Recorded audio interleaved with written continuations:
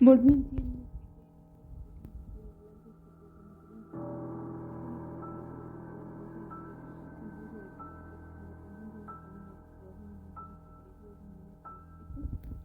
en todos sus intentos de comunicarse con Teresina debido a su secretaria fueron inútiles.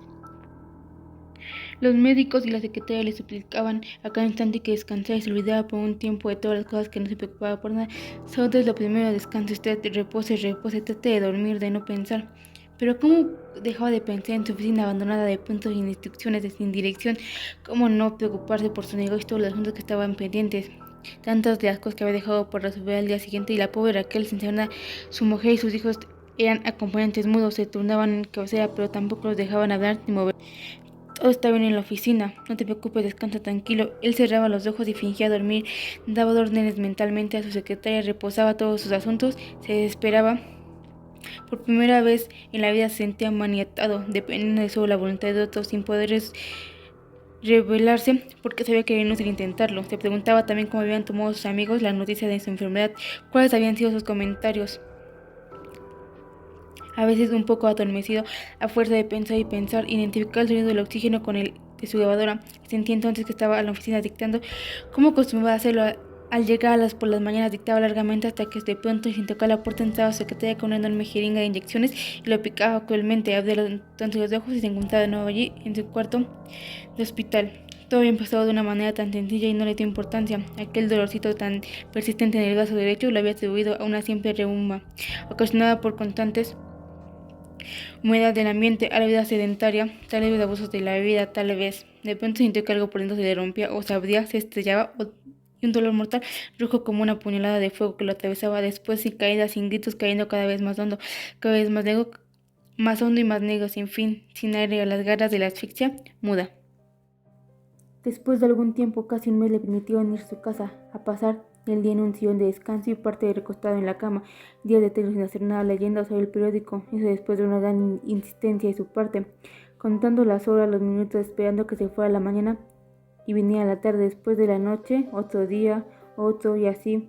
Aguardaban con verdadera ansiedad que fue algún amigo a platicar un rato.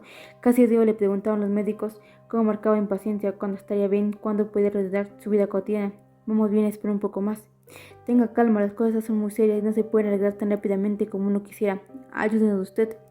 Y así era siempre, nunca pensó que llegaría a pasar una cosa tan semejante. Él, que siempre había sido un hombre tan sano y tan lleno de actividad, que tuviera de pronto que interrumpir el ritmo de su vida y encontrarse clavado en un sillón de descanso allí en su casa, donde desde el lunes atrás no iba sin a dormir.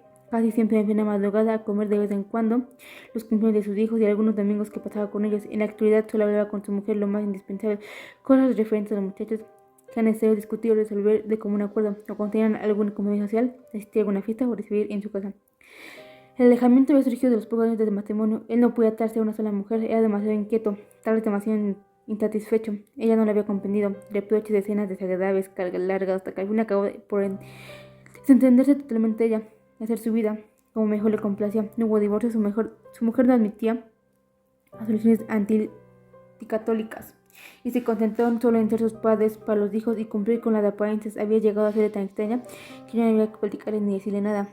Ahora ella entendía, y con marcha solicitud, que él no llegaba a atender si todavía de un poco afecto, sentido del deber, o tal vez lástima de verlo tan enfermo. Como fuera, se encontraba bastante incómoda ante ella, no porque sintiera remordimiento de ninguna especie. Nunca había tenido remordimiento en la vida. Solo su propio ya tenía validez, los otros funcionaban en relación con su deseo.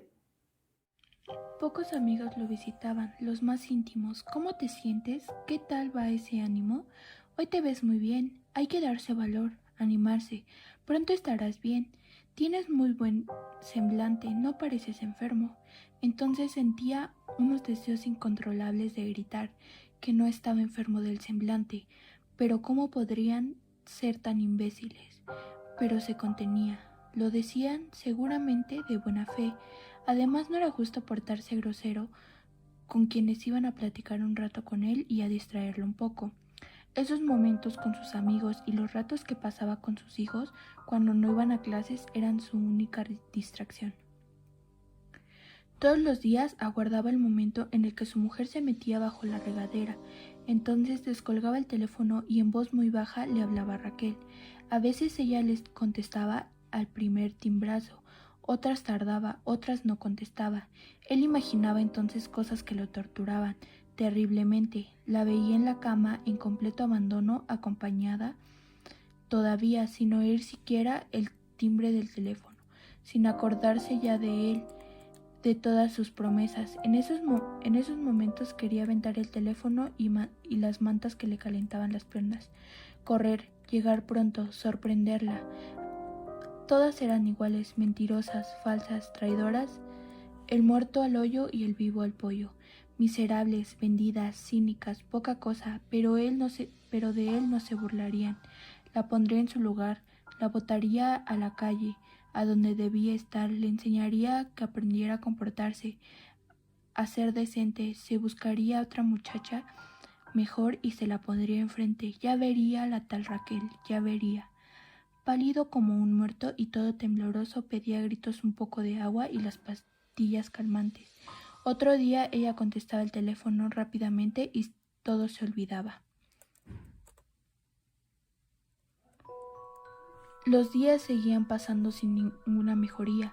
Debe usted tener paciencia. Esta es una cosa lenta, ya se lo hemos dicho. Espere un poco más. Pero él empezó a observar cosas bastante evidentes.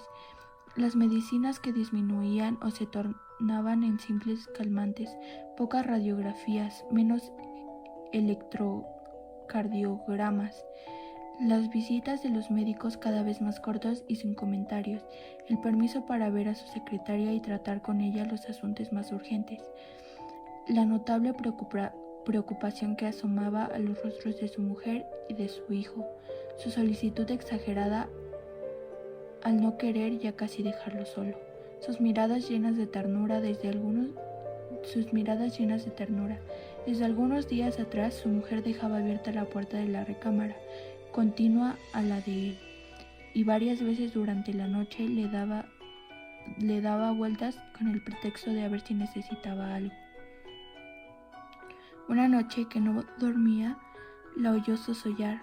No tuvo más dudas entonces, no abrigó más esperanzas, lo entendió todo de golpe, no tenía remedio, y el fin cada vez era más cercano. Experimentó otro desgarramiento más hondo aunque el del ataque, el dolor sin límite ni esperanza de quien conoce de pronto su sentencia y no puede esperar ya nada, sino la muerte, de quien tiene que dejarlo todo cuando menos lo esperaba. Cuando todo estaba organizado para la vida, para el bienestar físico y económico, cuando había logrado cimentar una envidiable situación, cuando tenía 3 muchachos inteligentes y hermosos a punto de convertirse en hombres, cuando había encontrado a una chica como Raquel. La muerte no estuvo nunca en sus planes ni en su pensamiento, ni aun cuando moría algún amigo o algún familiar. Pensaba en su propia desaparición. Se sentía lleno de vida y de energía. Tenía tantos proyectos, tantos negocios planeados, quería tantas cosas. Deseó ardientemente con toda su alma encontrarse en otro día, sentado frente a su escritorio dictando en la grabadora, corriendo de aquí para allá, corriendo siempre para ganarle tiempo al tiempo. Que todo hubiera sido una horrible pesadilla, pero lo más cruel era que no podía engañarse a sí mismo. Había ido observando día a día que su cuerpo le respondía cada vez menos, que la fatiga comenzaba a ser agobiante, la respiración más agitada. No debía pensar en otro cementerio. Se acordó entonces del jardín, allí donde estaba enterrada su tía Matilde. No cabía duda que era lo más bonito fuera de la ciudad, en la montaña, lleno de luz, de aire, de sol. Por cierto que no supo nunca cómo había quedado el monumento de su tía. No tenía tiempo para ocuparse de esas cosas, no por falta de voluntad. Claro, su mujer lo encontró que lo había dejado bastante bien. Allí también estaba Pepe Antunes, tan buen amigo era por una copa. Nunca se dobla, aguantaba hasta el final.